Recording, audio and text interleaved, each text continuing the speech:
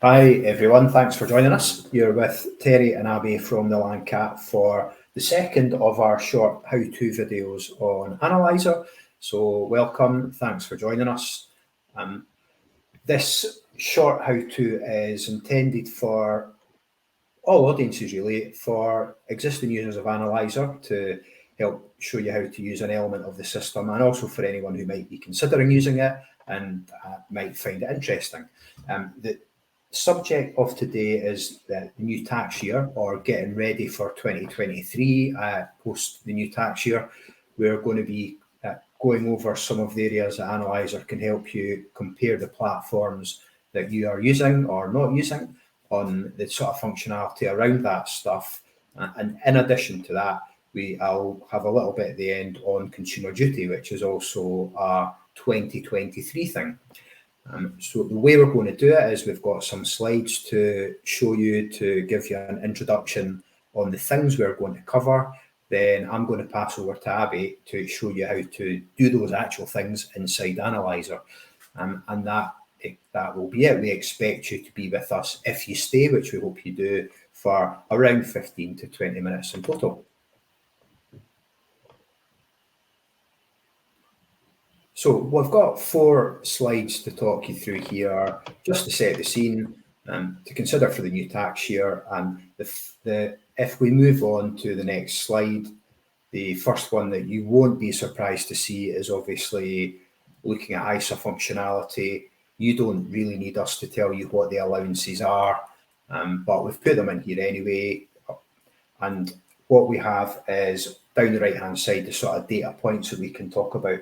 We've worked out there's around 35 different data points currently inside Analyser that can help you assess platforms on how they can assist you in accessing the right type of product across ISAs, pensions and general investment accounts, and the functionality that sits around them for you to manage allowances and move money around and things like that. So in the ISA section, Abby will cover the wrappers that are available, the functionality for switching inside and around the ISAs and the GIA, and also the cash proposition rates, which isn't, again, a tax year end thing necessarily, but cash rates are now changing more rapidly than they have over the past, I can't remember how many years. It seems like it's been about 20 years, but probably something like just under 10, where they've had such a low and stable environment. But the cash rates that platforms offer,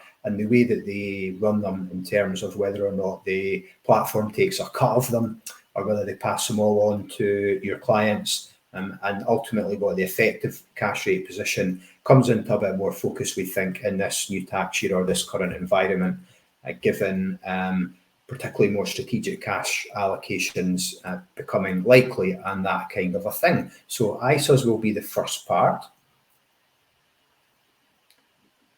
Secondly, we'll move on to GIAs. As you can see, there's quite a lot of data points pertaining to GIAs, but with the CGT allowance reducing by just over half at the most recent budget, and also the dividend allowance changing quite significantly, there's a number of things to take into consideration, which for the past tax year I expect you already will have, but going into the new one, there's wrappers available, whether you can have sub accounts, which might help with managing CGT. Probably the most central CGT aspect is the functionality that your platforms offer for managing the CGT, especially with it being a lot less, particularly scenario planning, and whether off-platform assets can be looked at. That can all be assessed inside Analyser.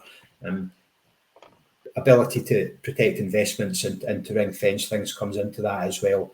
And additionally, the cash proposition rates are applicable to GIAs, particularly when there's just loose cash being brought down for general use. So that's the second part that we'll be covering. And finally, and not surprisingly, is obviously pensions or SIPs. The annual allowance hasn't changed. But what is interesting is things like bed and ISA, whether the platform pre-funds bed and ISA, that the same applies going back to ISAs, which I didn't quite mention, the reporting that's available across the platforms to allow you to assess what annual allowance is available for clients and get it sorted in for either at the beginning or end of the tax year, and again the cash proposition rates for strategic cash allocations which are held in pensions, and also particularly in drawdown when pots are being drawn down, particularly for example in strategic bulks in order to fund contributions. So that's the third wrapper specific bit that we will be looking at. Abby will do specific worked examples of all of these in a minute or two.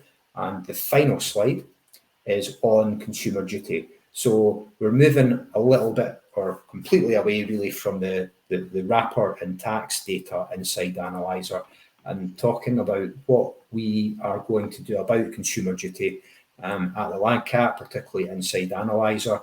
The data points you can see down the right-hand side of the slide there are ones that are already applicable to looking at what will be important for consumer duty.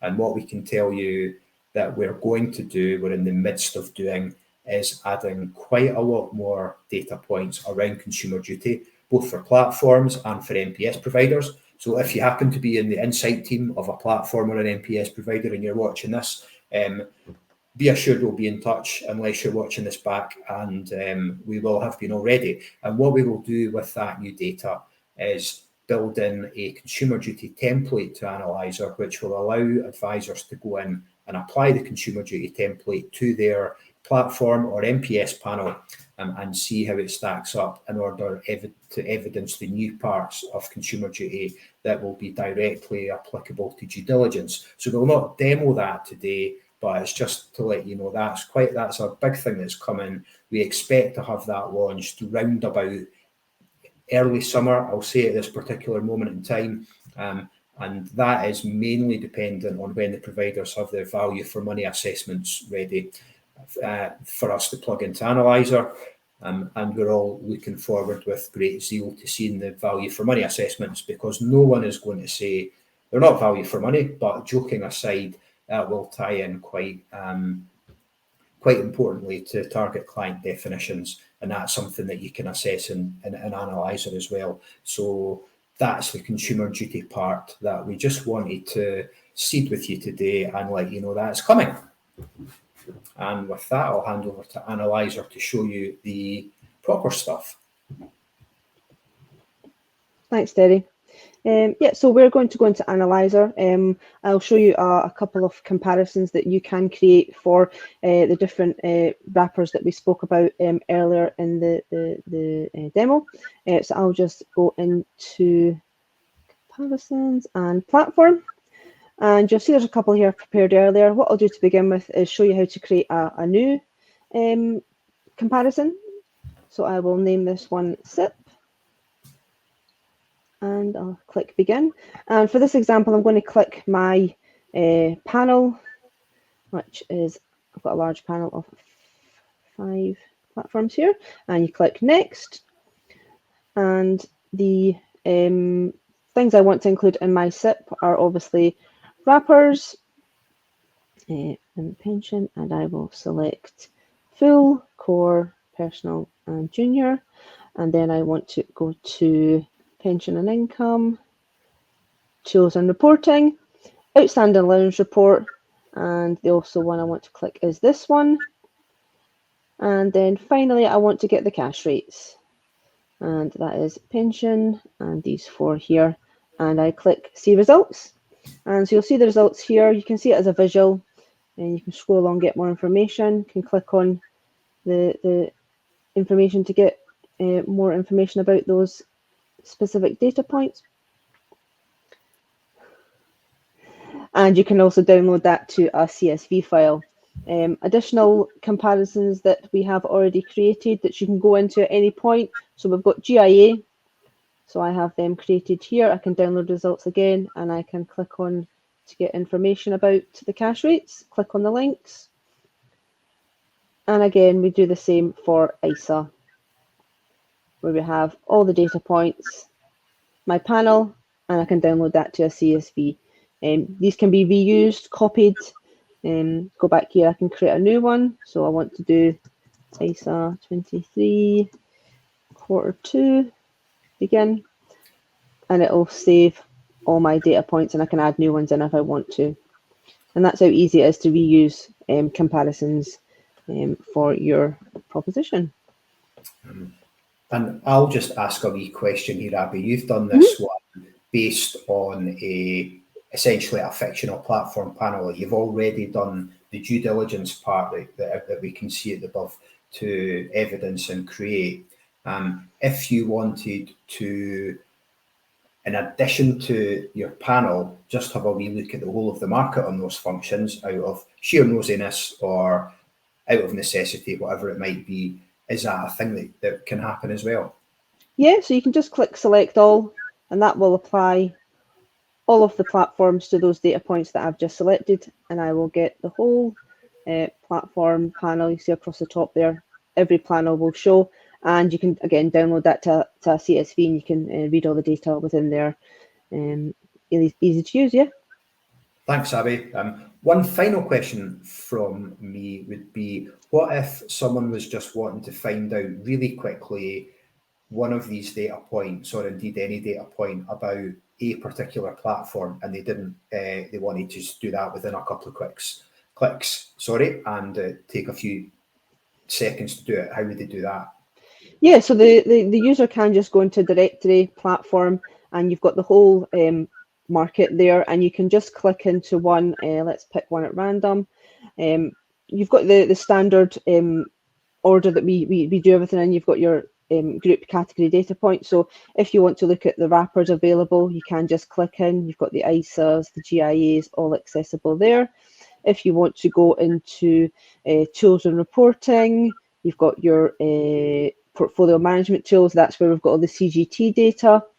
And again, if you want to see the cash proposition rates, cash proposition rates, and you've got all the rates there, and all the information is, what's that, 2-3 clicks, and you've got all the information there for each provider, and you can do that for all providers. Just have a glance at all the things applicable that you want to have a look at. Excellent. Thanks very much for that. I think that is us. Is there anything else from a system demo perspective that you were going to cover, Abby? No, that's us. Good to close off there. Well, thanks very much for that, Abby, and thanks everyone for staying till just about the end.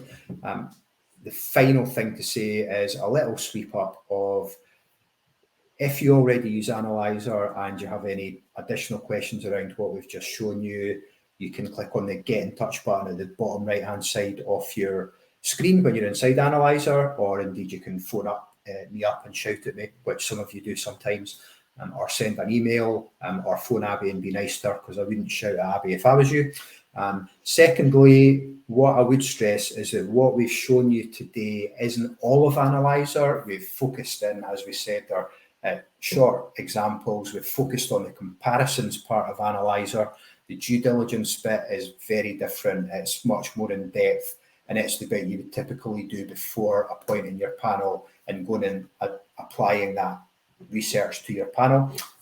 If you don't already use Analyser, then that's a shame, but we would love you to have a shot of it, and you can do that by finding your way to the Landcat website. In that, select Analyser, and you will immediately see lots of information and the ability to take a 14-day free trial. To take a free trial, you don't need to put any payment details in. You just need to, it's just a few short clicks to get through. It is only available to you if you're a financial advice professional. By that, maybe a financial advice firm or an outsourced paraplanner.